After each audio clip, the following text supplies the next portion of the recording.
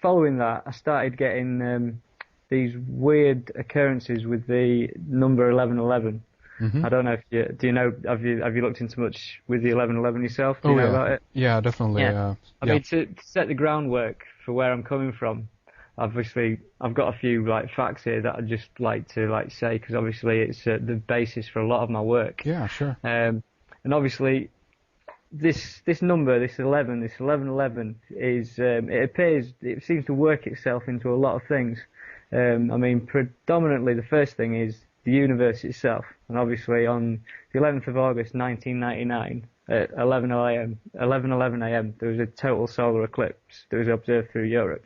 Mm-hmm. And if you move that further on the end date, December 21st, 2012, the end date of the main calendar, the winter solstice, which is when the calendar ends, is at 11:11 a.m. So I've heard. So obviously, yeah. So we've got this effect where the universe is ringing these numbers at us, in accordance to consciousness and stuff. Yeah. And when you look at it in an astrological sense, with the precession of the equinoxes and the 26,000-year cycle of the Earth wobbling through the 12 signs of the zodiac, we're said to be moving into the new age of Aquarius, and Aquarius is the 11th astrological sign.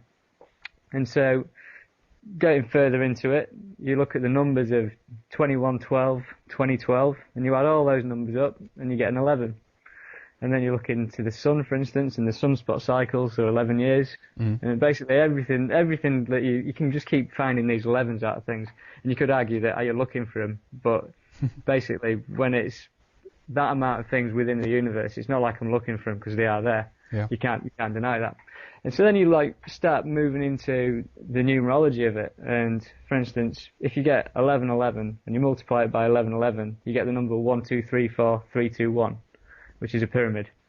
Okay, so you've got a pyramid numerology that you can get out of the 1111. Backtrack on that a little bit and take it a little bit slower for us again. Okay. Yeah. Okay. Well, if you've got the time code 1111 and you multiply it by the same thing, so 1111 times 1111, you get the number 1234321. Okay. So if you imagine that as a visual, you've got a pyramid. So one step up, that's number 1. Then we have 2, that's 2 steps up. Is that what you're going at here? Yeah. So essentially, because you've got the 1, 2, 3, 4, 3, 2, 1. If you were to plot that on a graph, right, on an X and Y, you'd have a pyramid.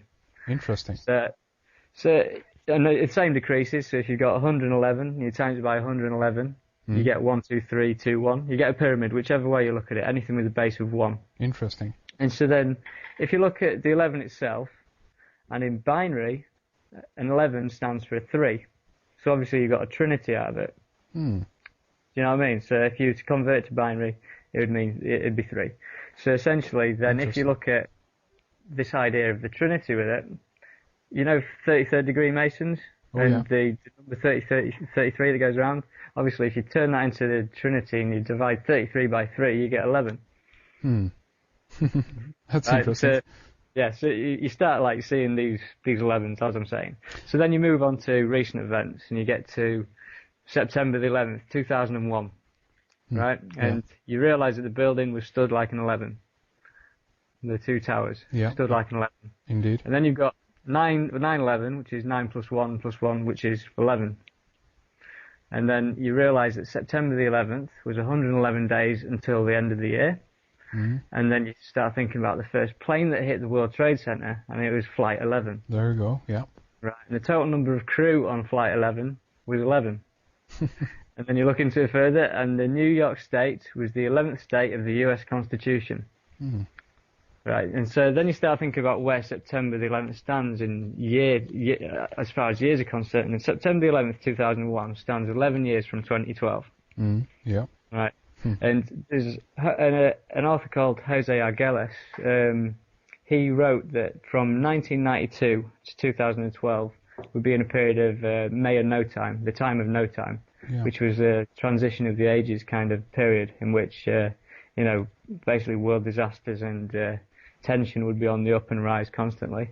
And this period of no time was 1992 to 2012. And so 9/11 in September the 11th, 2001, was 9 years from the start of no time, 11 years till the end of no time. So, synchronistically, it was placed bang on where was 9/11 an event that was either, was it as Jose Arguelles would put it, was it an inevitable event? Sorry, inevitable event. Was it designed by the universe for it to happen as it did? Yeah. You look into it further, and World Trade Center commenced building in 1966 and finished building it in 1977. So it took 11 years to create as well. Yeah. So you can move on from that, forget all that for the time being, and then you can get to September the 11th in history. And on September the 11th, 1990, at 9:09 p.m., that's 11 years prior to 9/11, George Bush Sr. made his very first speech entitled "Towards a New World Order" in the UN, at the UN. So this was 11 years prior. And then if you take that back 60 years, so you go back to September the 11th, 1941, you'll realise that 60 years to 9/11, that was when the soil was broken for the Pentagon. Pentagon, yeah, exactly. Yeah. And so you've got this date, September the 11th, again running through this kind of, the nasty war machine of America, if you want to call it that. Exactly. And so then basically there's something that happened much further back in time than that, and there's a book written in 1981, and it was called The Birth of Christ Recalculated, and it was written by a guy called Ernest L. Martin, and he claims to have calculated the exact date of Jesus Christ's birth date based on celestial charts for that era. Yeah. Basically, he's worked out with the famous Star of Bethlehem, which was, he worked out that essentially Jesus Christ was born on September the 11th, 3 BC. And this book was released in 1981. Mm-hmm. So, we've got another date there. And I think that is, sorry to interrupt there, but I think that's actually a key area to why we potentially are seeing so many things oriented around the 9 and the 11 September. Yeah. Definitely. Yeah. Definitely.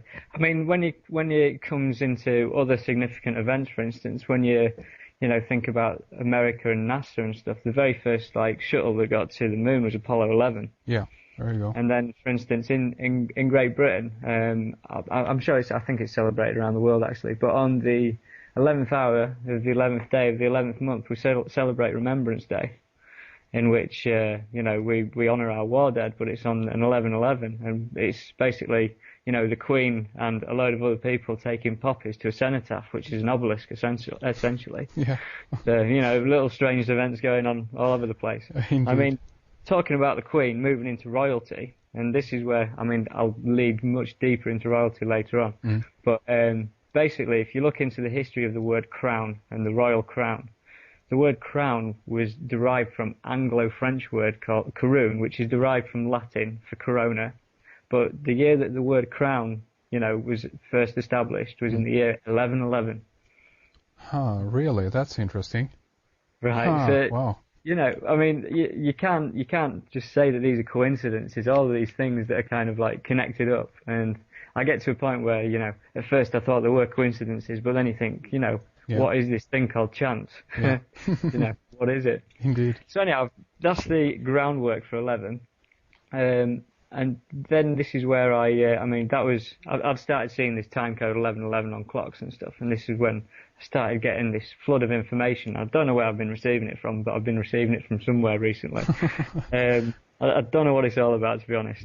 But basically, sorry. No. I just wanted to say it's interesting, and to some extent, I think that this is in a way information that wants to get out. I think it's kind of a self-containing awareness within itself, meaning that it is trying to reach out and teach us how things are interconnected. And I think that numerology and so-called coincidence or meaningful coincidence, synchronicity, is a perfect way to demonstrate to us that everything is interconnected. And I think that there are so many levels to all of this. So what we're beginning to discover are some of the most, in a way, actually obvious and very clear signs of this. But I would imagine that this is something that actually runs throughout exactly everything. If you have, basically the amount of time to study something or look at it in close enough detail. Yeah.